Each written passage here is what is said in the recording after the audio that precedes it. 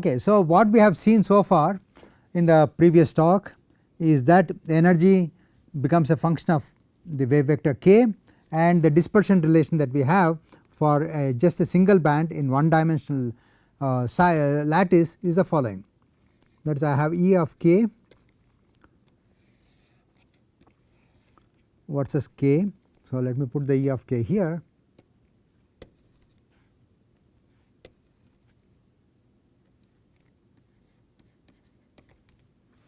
So, this goes, I just have to solve for this only between pi by a and minus pi by a, and this is how the band looks like. In chemistry literature, most of the times they do not want to know the details of how the energy depends upon each value of k. So, what they will do is they will just mark out the top of the band, which is the highest energy state, and the bottom of the band, which is the lowest energy state, and then they put some wiggly lines on the side and say this is a band. In the case of a hydrogen atom, this band is half filled because there is one electron coming from each orbital, and so they will say that this is the band structure of a chain of hydrogen atoms. Well, there are other ways of actually looking at the energy bands, which I will come to in the next lecture, but not in this lecture. But before I actually come to that, I want to introduce a few other concepts, which is the following. That is, whenever a band is partly filled, it is metallic. Okay. So, in this particular case, I can say that the band is partly filled between pi by 2a and minus pi by 2a.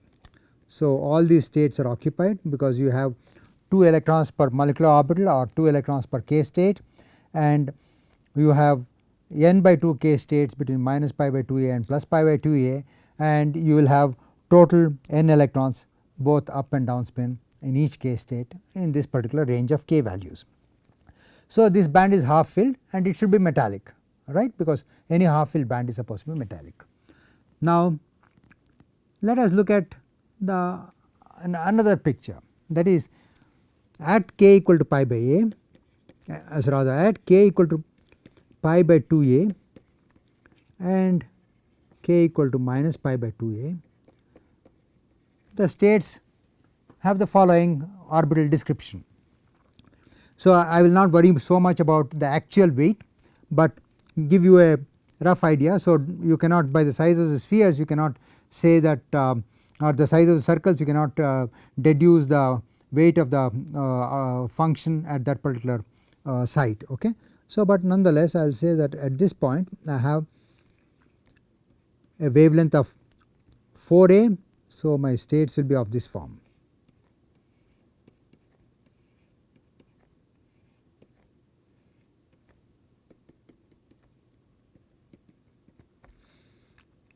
And the other state will be just remove this by one wavelength. So, I will have minus minus plus plus minus minus plus and so forth. So, these two are degenerate because when you are looking at the hydrogen chain, as long as the distances between the hydrogen atoms are the same, then you will know that this thing, the overlap will be the same, whether I am looking at starting the site as number 1 or number 10, it does not matter. So, it is always equally energetic, and these two are degenerate.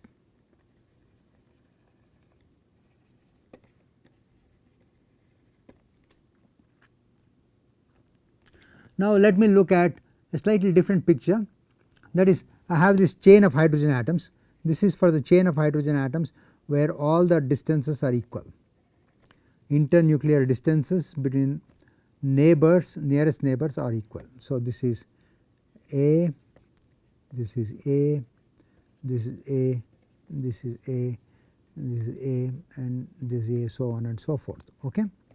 So, now let me look at the following case, where what I will do is I will pull one of these hydrogen atoms closer and every alternate hydrogen atom closer to its left neighbor.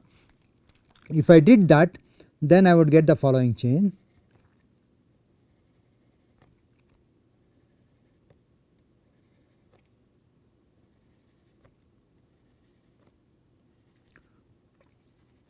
So, this distance is A minus delta and this distance is A plus delta.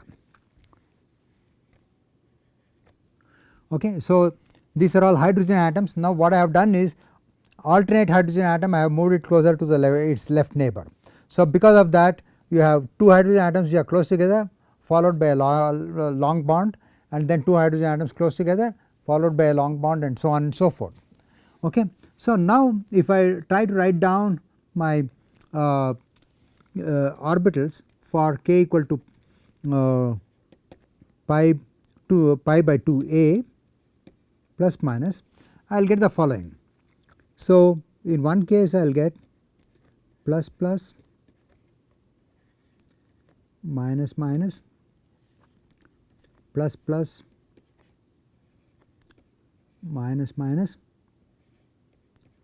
plus plus etc., etc. Okay. And in the other case I will get plus minus minus plus plus minus minus plus plus minus.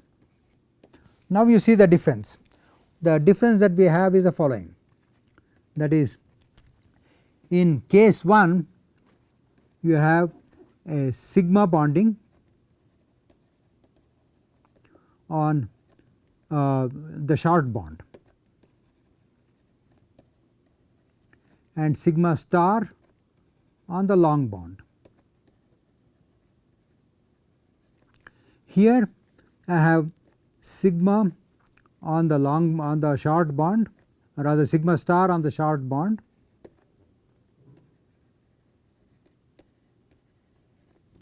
but sigma on the long bond. So, this energy of this state is minus T into 1 plus delta, whereas the energy of this bond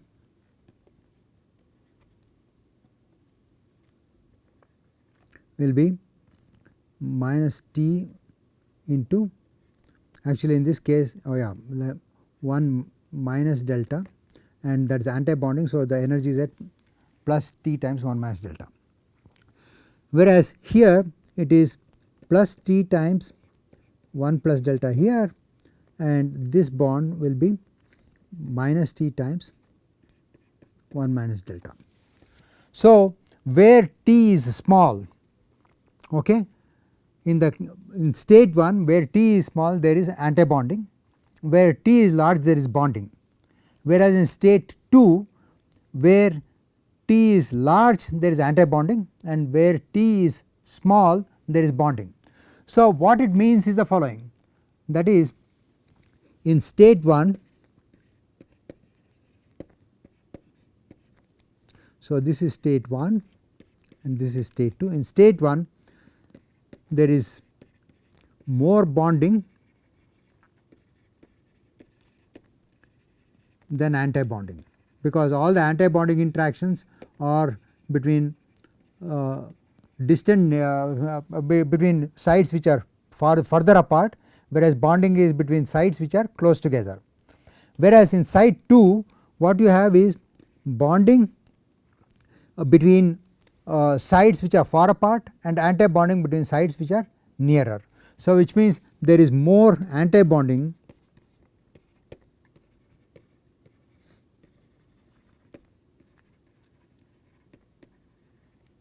than bonding. So, what has happened is that because of that the two states will no longer be degenerate. Okay. These two states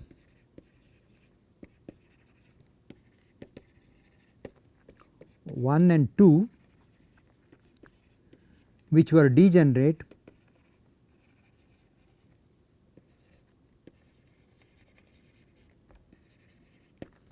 before distortion are now non-degenerate.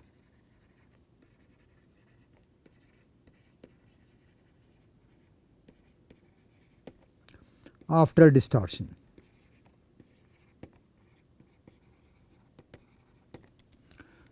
This is at k equal to pi by 2a, plus minus pi by 2a. Okay, so if I draw the band structure, it will look like this.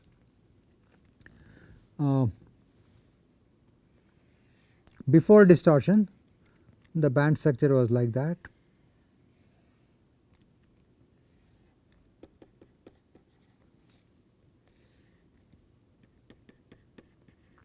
And after distortion, we have pi by 2a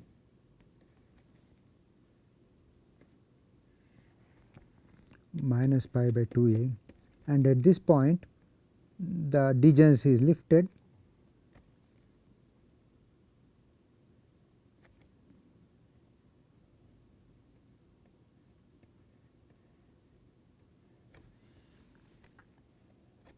Oh, 1 second.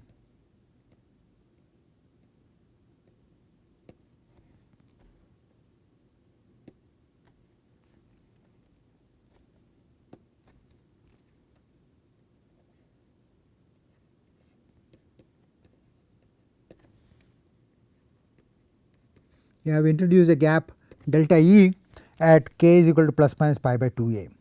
So, if I were to now find out up to plus minus pi by 2a, I have exactly n by 2 orbitals, or I can fill up n electrons, because earlier the band was half filled and metallic, but now the band is completely filled and is non-metallic or insulating or semiconducting, whatever you want to say. So, you see, for example, this is one band and this is another band,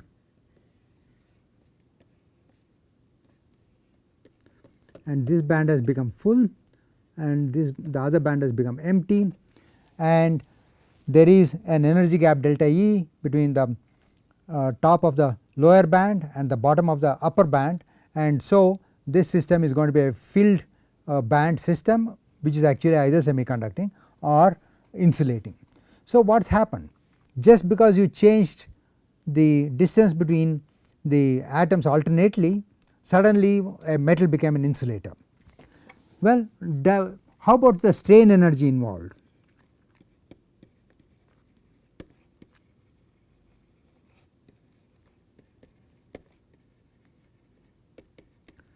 See, the strain energy of the system goes as delta E strain or lattice that you want to call. This goes as some constant times delta squared. Okay. Delta is the distortion, okay, and C is related to both the lattice constant or the elastic constant and the electron lattice coupling constant. Okay. So, that is, it goes as C del squared, and we also have a electronic energy gain, because I have opened up a band gap, and now the uppermost states which were occupied are now stabilized compared to the undistorted case, and this can be calculated, and it was actually calculated. It was first predicted by Piles and later on actually calculated for a one dimensional chain by Longet Higgins and Salem, and this goes as del squared ln delta. Now, you see that no matter how big C is,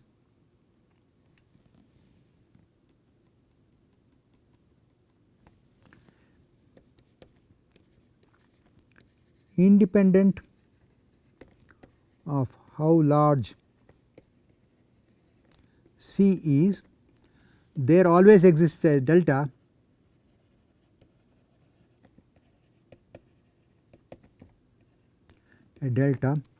for which delta EL is greater than delta E strain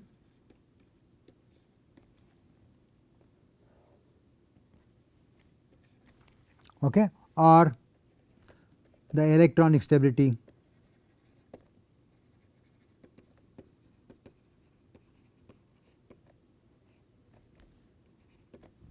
is larger than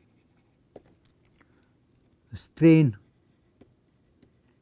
energy. Okay. So, what it means is very interesting.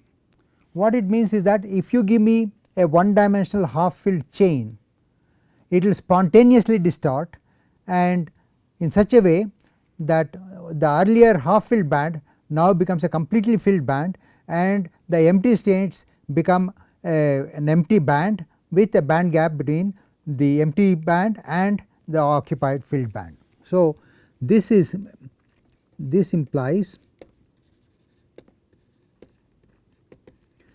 a one dimensional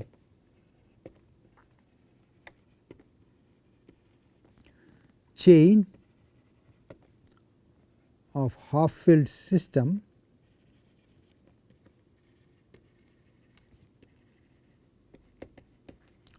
will spontaneously, is very important, spontaneously, and it is independent of the stiffness of the lattice, will spontaneously distort to give a filled band and an empty band.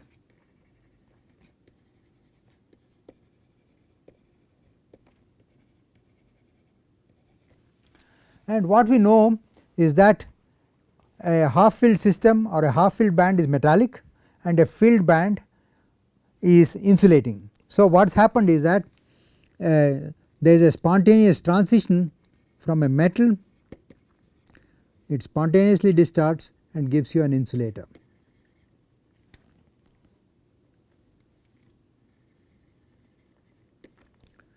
Or this transition is called Piles transition or Piles instability.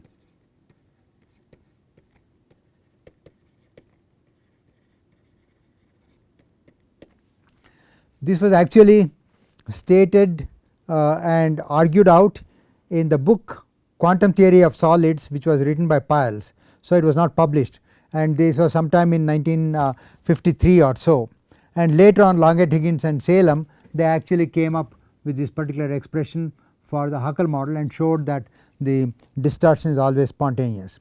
And this kind of reminds one of the Jahn-Teller distortion in solids or in molecules. For example, if you look at a molecule like cyclobutadiene, okay. So, here you assume that all bonds are of equal length. So, let me write it slightly differently as a chemist notation. When all bonds are of equal length in cyclobutadiene, so I should say it is cyclobutadiene, then this should actually distort to give a system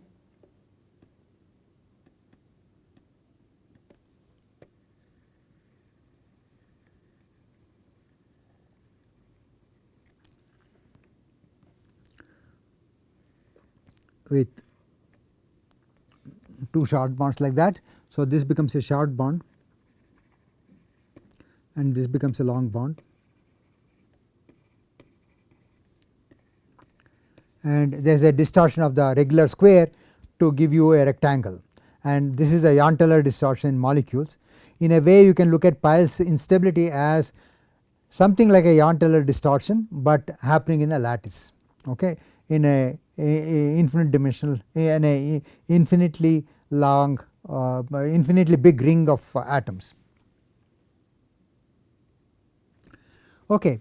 So, now I have said what I wanted to say about the hydrogen chain. Now let us see what happens when you have see, usually in materials we always have most solids we study we come across more than one active band.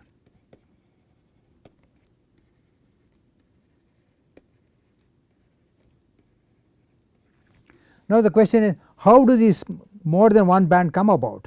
So in the case of hydrogen atom, we have only dealt with 1s orbitals,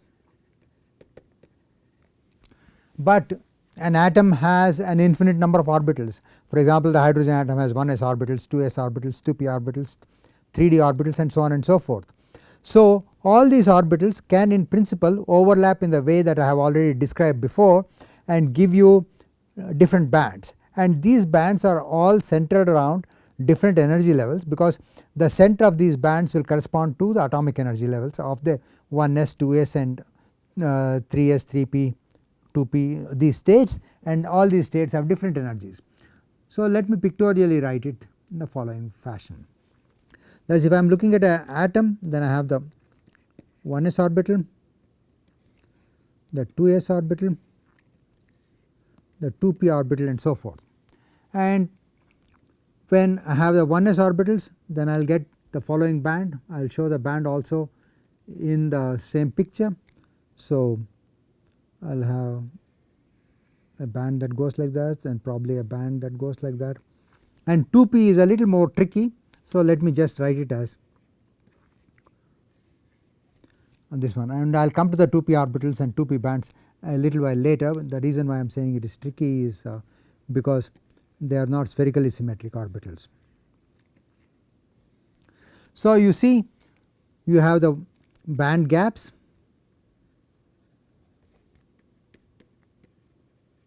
and the bands. So you can think of even in the case of hydrogen chain of hydrogen atoms, then you can think of 1s band, a 2s band, a 2p band, etc., etc. Okay. Now let me think of the p orbitals. Okay. Generally when we are talking about p orbitals, we have 3 functions. So these 3 functions can either be spherical harmonics, in which case you will say they are y10, y11 and y1 minus 1, but if we are dealing with actually in Cartesian coordinate systems, then it is preferable to have orbitals which are Cartesian orbitals. So you can form linear combinations of these p orbitals, and you can get what are called the pz, the px and the py orbitals. And the pz orbital will always be distributed, will have lobes along the z axis. So I can write it down in the following way. This is let me see, let me call this px, py and pz, so that I can use the correct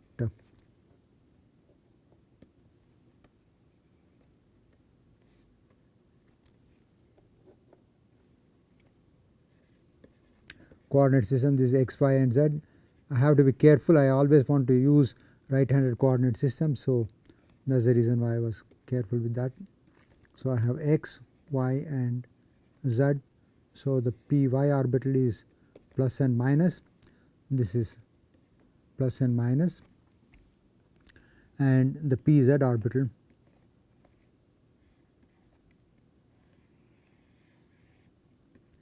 is plus and minus. So this is plus and this is minus. Okay.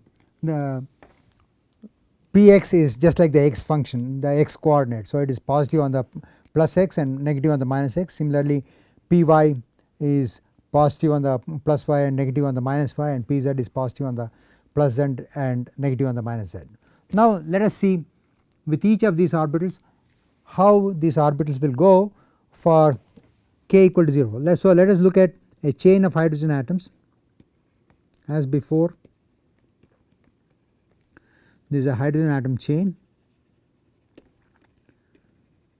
and I want to look at the k is equal to 0 state for the p. So let me call this the chain axis as the x axis. So, for the pz orbitals I want to look at it. So, what I have is this is the x axis and this is the z axis. So, if I look at k equal to 0, then I have plus minus plus minus plus minus plus minus etc., etc.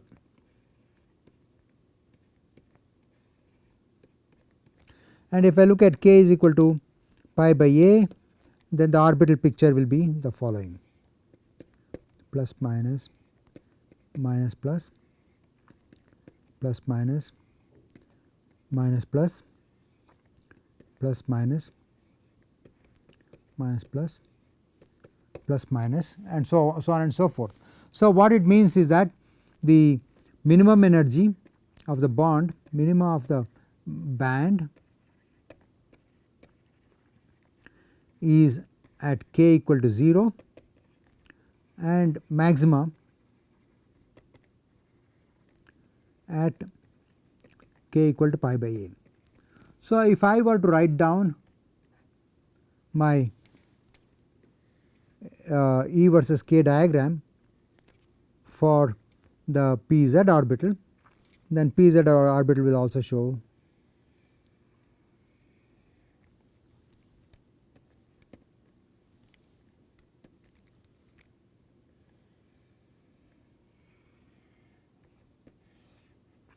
pi by a minus pi by a, and this is k. Okay. So, this will be the pz orbital, the pz band. Now, let us see whether the same thing is true with the px and the px bands. So, for k equal to 0, let me look at the px band. So, this is the x axis. So, I have my sides here.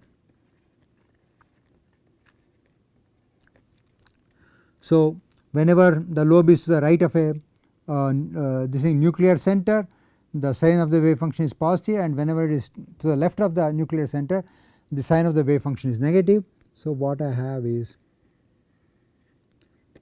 plus minus plus minus plus minus plus minus plus minus plus minus. Now, what you are looking at is actually a node. So, here you have a node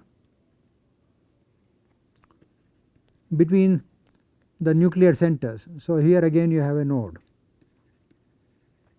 and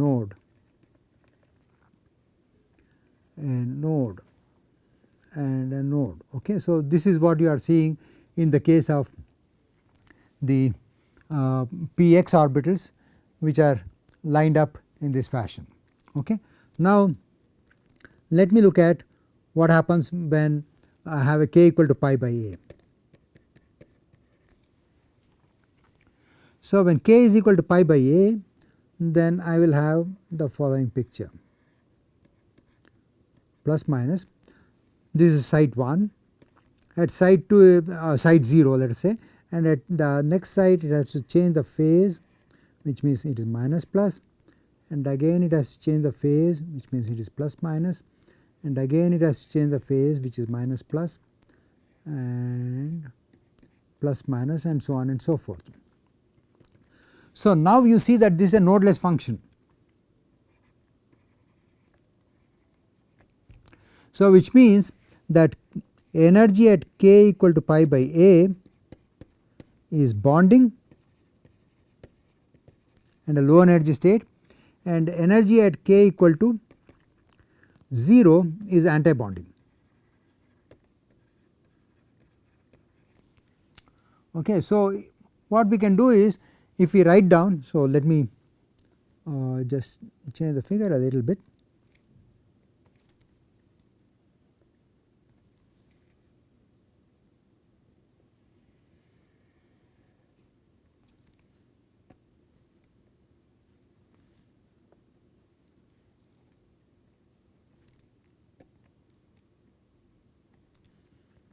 I just want to move the energy levels a little bit up so that I can show it better. So, this is the pz band and this is the energy axis. Now, you see the pi this thing bonding is much weaker than sigma bonding. Sigma bonding is much stronger because you have no nodes whatsoever in the sigma bonding, but in the pi bonding you will always have one node, okay, which is actually in the plane the orbitals are going up and down. So, p orbitals themselves is the node. So, sigma bonding is going to be much stronger, and at k equal to 0 I have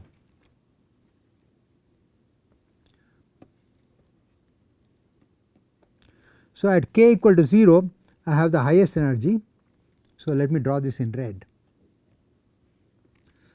okay, and k equal to pi by a and minus pi by a, the energy is going to be less. So, this will be the p x band and that will be the p z band. So, what you are seeing is that the band p x is much broader, that is because of the larger overlap of the orbitals, and which is sigma overlap is much stronger. So, you have a sigma band which is going like this,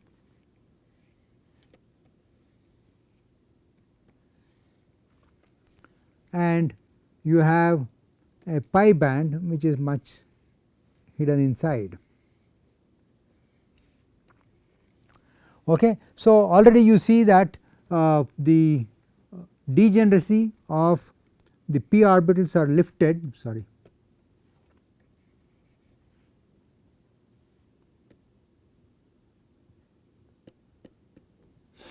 the degeneracy of the p orbitals are lifted, the degeneracy of the p orbitals are lifted because of the crystal symmetry.